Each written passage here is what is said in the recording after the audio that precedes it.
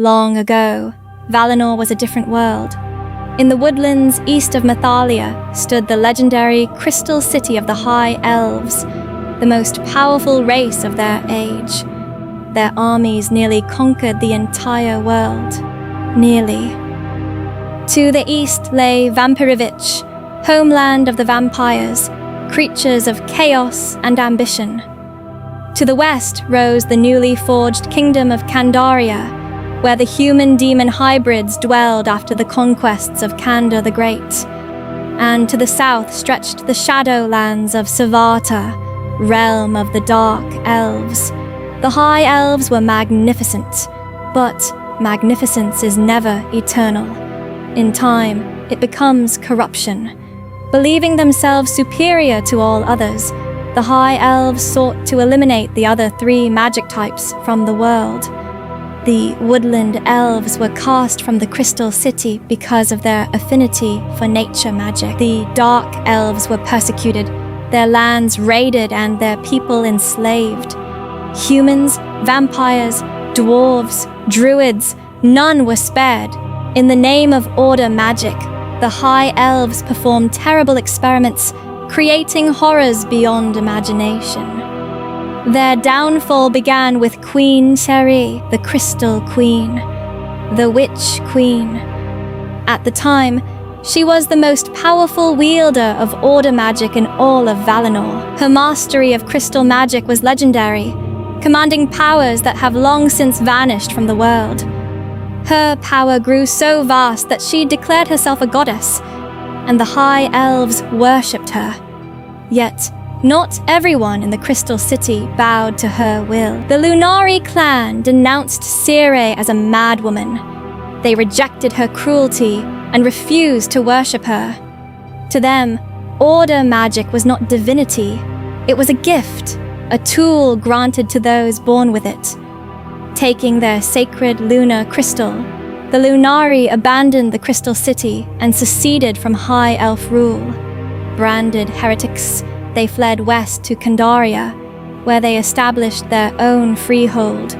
Though mighty, Seri possessed one fatal weakness: vanity. In Vampirivich, the legendary House Dreken hosted the Great Vampiric Ball. Kings, queens, mages, and rulers from across Valinor gathered beneath its grand halls. Among them was Queen Tere herself. Radiant as ever, she arrived hoping to win the heart of Candor the Great.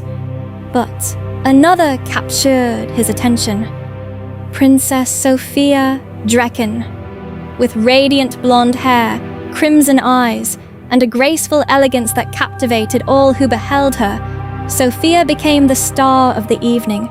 She danced with Candor, and before all in attendance, he presented her with a golden rose. As the crowd celebrated, Seri watched in silence, consumed by jealousy.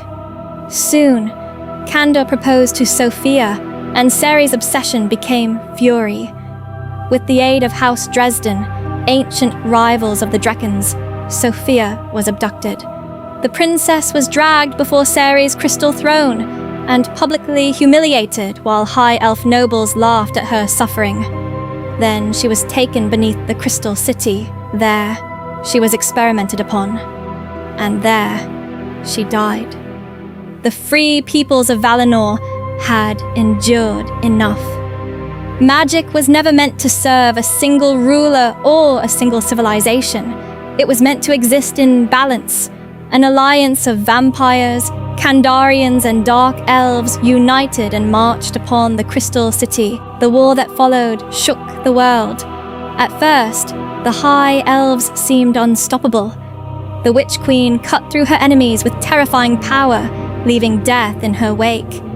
Prince Lucian Dreken challenged her. The duel was hopelessly one-sided, but just as Lucian's defeat seemed certain, Candor struck. His blade pierced Seri from behind. Her body shattered into fragments of blue crystal and dissolved into radiant energy. The Crystal City was finally seeded.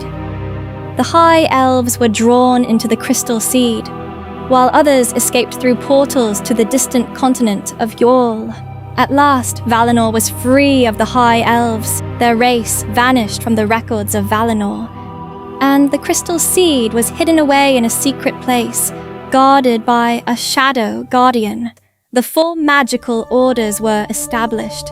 The balance of magic was restored, and for centuries that balance endured, until now. Ciri had a contingency in case of defeat.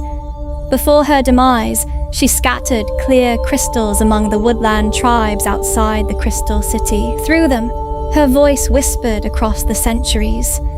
The woodland elves slowly devolved into a primitive people, worshipping the crystals without understanding the source of the voices that guided them.